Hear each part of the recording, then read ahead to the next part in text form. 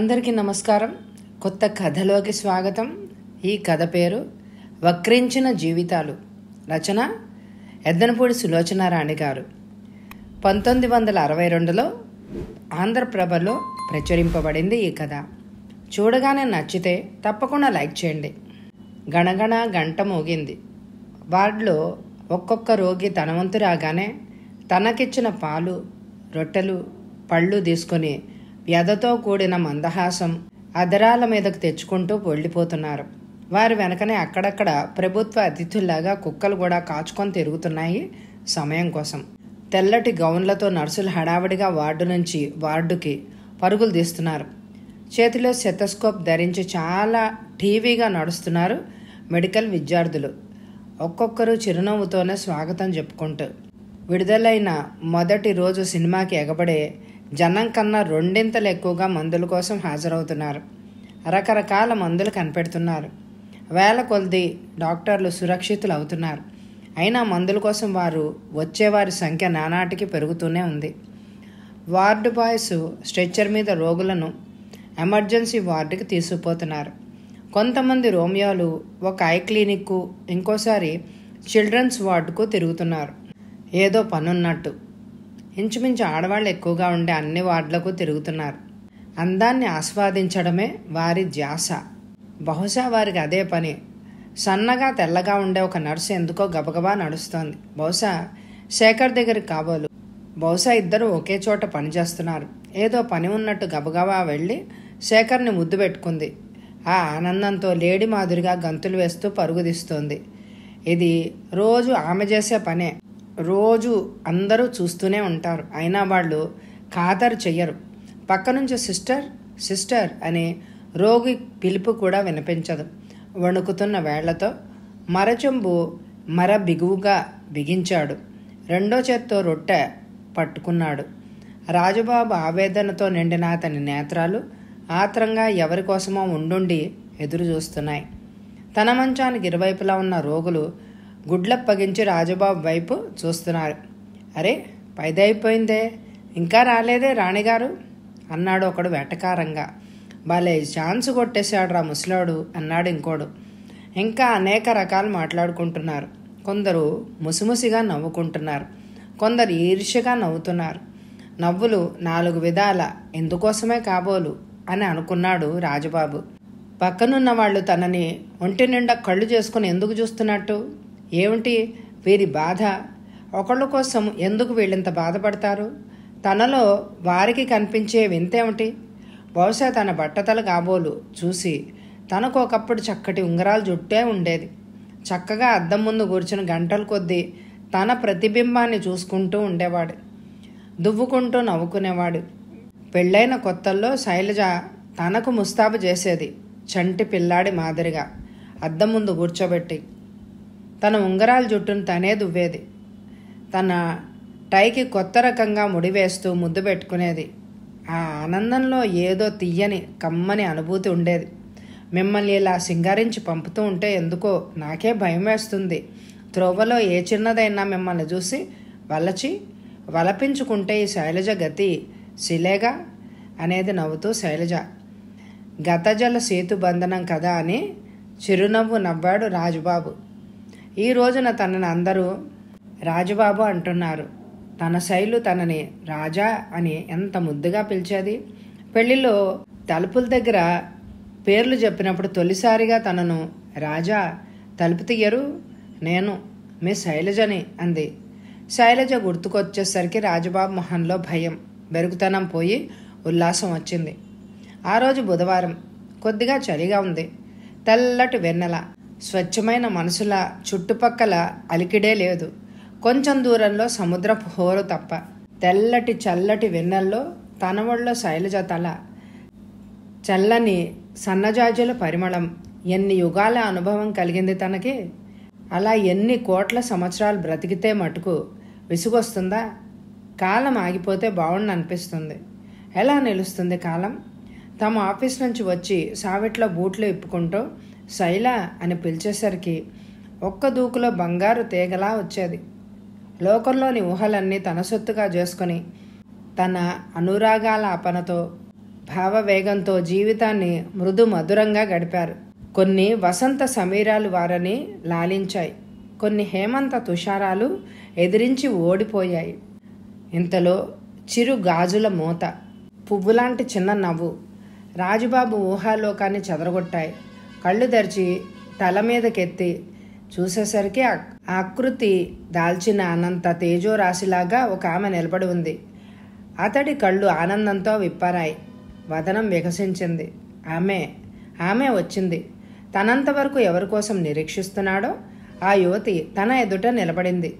20 ఏళ్ల నిండు యవ్వనంతో, పసిమి ఛాయ నిగారింపుతో, కదలని మందారం లాంటి పెదవులతో, సృష్టిలోని అనంతమైన వెలుగనంతా పొదువుకున్న విశాల నయనాలతో, ముత్యాలు కర్పూరం కలిసి విరజమ్మే చిరునవ్వుతో అజంతా శిల్పంలా నిలబడి ఉంది సుశీల. ఆమెతో తనకి చాలా పనుంది. ఆనందంతో అతని కళ్ళు చెమర్చాయి. బల్ల మీద చెంబు, తలుపు పక్కనున్న సంచి ఎవరు చూడకుండా ఆమె చేతికి అందించాడు. రాజుబాబు మనసు తేలికపడింది. ఆమె దూరంగా కనుమరుగైంది. సుశీల ఆ ఆసుపత్రిలో పనిచేసే మనిషి. రాజుబాబు క్షయరోగి. తన ఎడమ భుజం మీదుగా తల తిప్పి చూశాడు రాజుబాబు.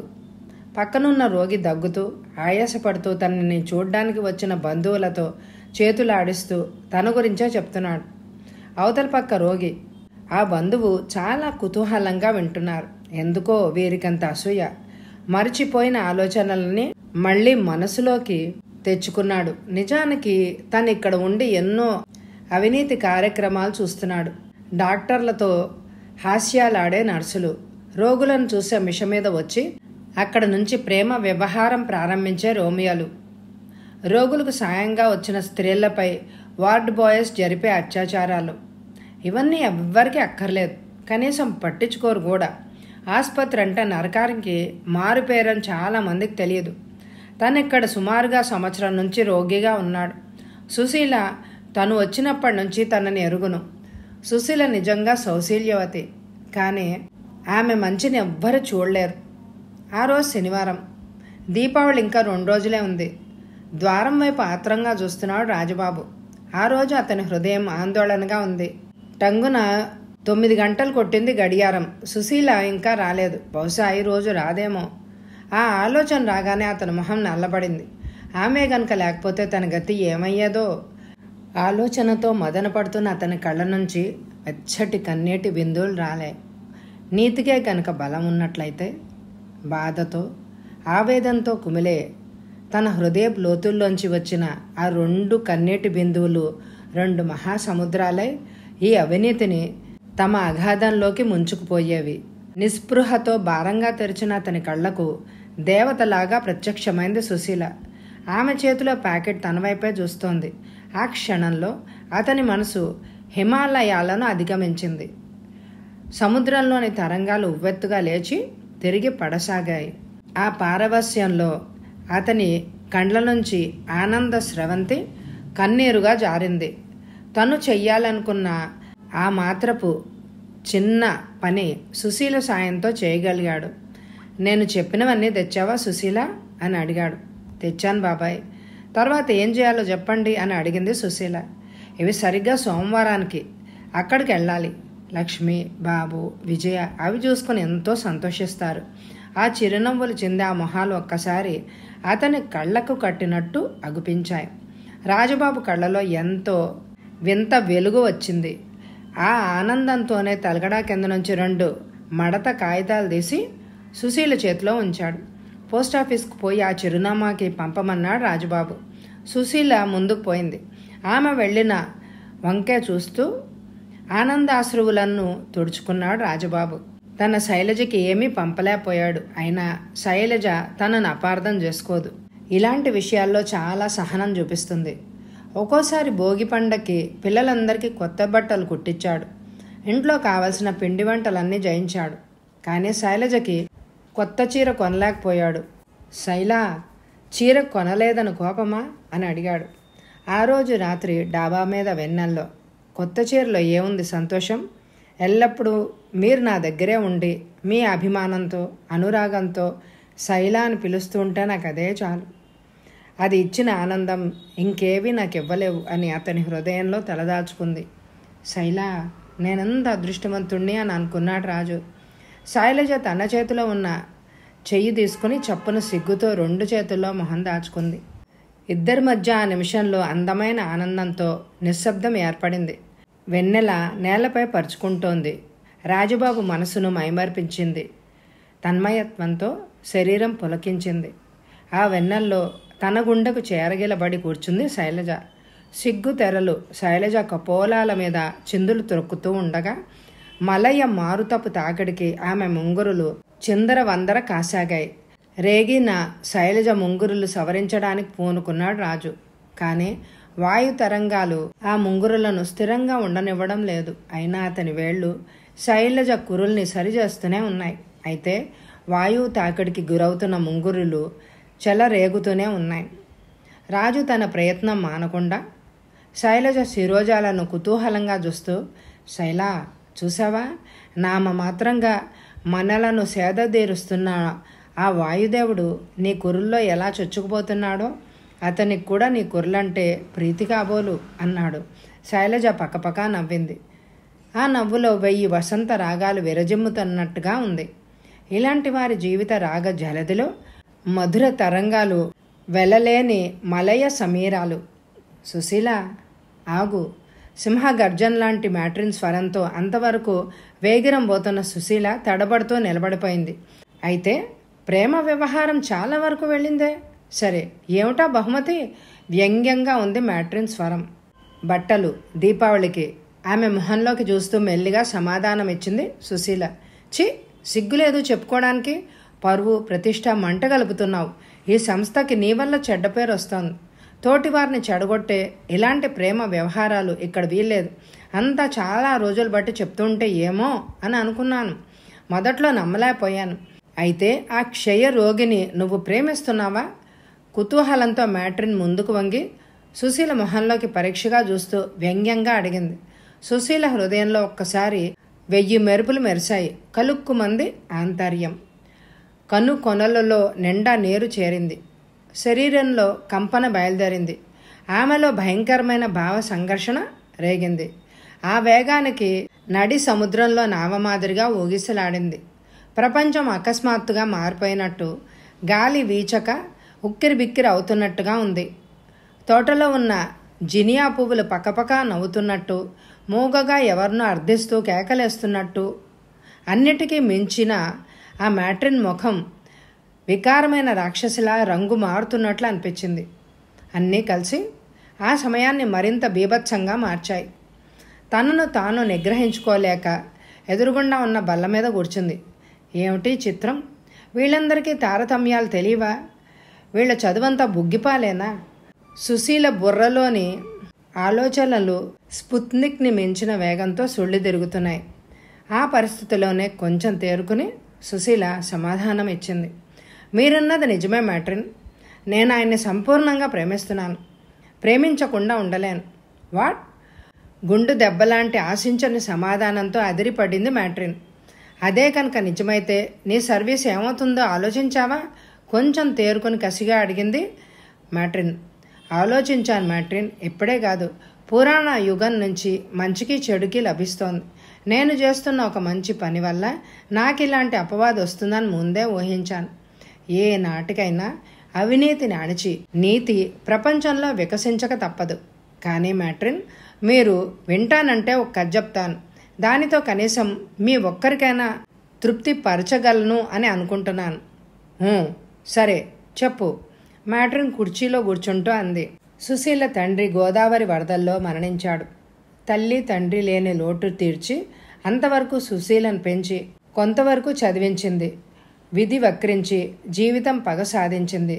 వెలుగును చేసుకుని చీకటి ప్రసాదించింది. చీకటి అనే చీలిక చేసింది. భవిష్యత్తును ఉజ్వలంగా చేసుకోవాలి అని అనుకుంది. అందుకు ప్రయత్నించి ఈ ఆసుపత్రిలో ప్రవేశించింది సుశీల. అంతకు ముందు రోజు ఎన్నడూ రాజబాబుని చూడలేదు. ఒకరోజు రాత్రి విపరీతమైన దగ్గుతో స్పృహ లేక బాధపడుతున్న రాజబాబును చూసి తగిన చికిత్స చేసింది. చాలాసేపటి వరకు అతనికి తెలివే రాలేదు. ఉండి ఉండి లక్ష్మి, విజయ, బాబు అంటూ కలవరించాడు. ముఖ్యంగా అతని రూపం మరణించిన సుశీల తండ్రిని గుర్తుకు తెచ్చింది. తన గురించి కూడా తన తండ్రి ఆఖరు దశలో ఇలాగే కలవరించి ఉంటాడు. తర్వాత తెలివి రాగానే తన హృదయం విప్పి తన బాధ అంతా సుశీలకు చెప్పాడు. రాజుబాబు కుటుంబ పోషణకు డబ్బు లేదు. తనకు ఆసుపత్రి వారు ఇచ్చిన పళ్ళు, రొట్టెలు తను తినడం మానేసి సుశీల చేత అవి బయట అమ్మిస్తూ ఉంటాడు. ఈ విధంగా చేరిన డబ్బు నెల నెల తన కుటుంబానికి పంపిస్తున్నాడు.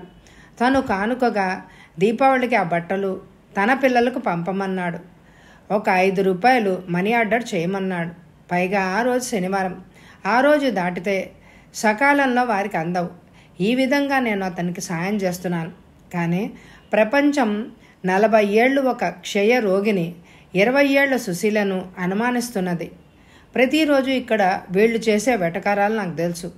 ఇది మొదట్లో బాధ కలిగినా తర్వాత ఆ బాధను నిగ్రహించుకోగలిగాను. పైగా ఒక అనిర్వచనీయమైన తృప్తి కలుగుతోంది. నా తోటి మానవులకు నేను సహాయం చేయగలుగుతున్నాను కదా అని. మీరన్నట్టు నేను అతన్ని సంపూర్ణంగా ప్రేమిస్తున్నాను. నా ప్రేమను మీరు అర్థం చేసుకోగలరా మ్యాట్రిన్? ఆమెలోని దుఃఖం, ఆవేదన ఊహకందని హద్దు దాటిపోయాయి. కన్నీరు జలజలా రాలింది. పొరపాటైంది సుశీల. నీలో ఇంత సంస్కారం ఉందని గ్రహించలేకపోయాను. ఈ లోకపు మసక కండ్లకు కనిపించని అనంత కోటి విషాద గాథలలో ఇది కూడా ఒకటి. మ్యాట్రిన్ గొంతుక బొంగురుపోయింది. అప్రయత్నంగా కళ్ళు చెమర్చాయి. టంగుమని వాచి 1 గంట కొట్టింది. పాలిపోయిన మొహంతో టేబుల్ మీద వాలిపోయింది సుశీల. కథ సమాప్తం. ఈ కథ మీ అందరికీ నచ్చితే కామెంట్ ద్వారా నాకు తెలియచేయండి. అలాగే ఎండ్ స్క్రీన్లో ఉన్న ప్లేలిస్ట్లను వినండి. Thank you very much my dear friends.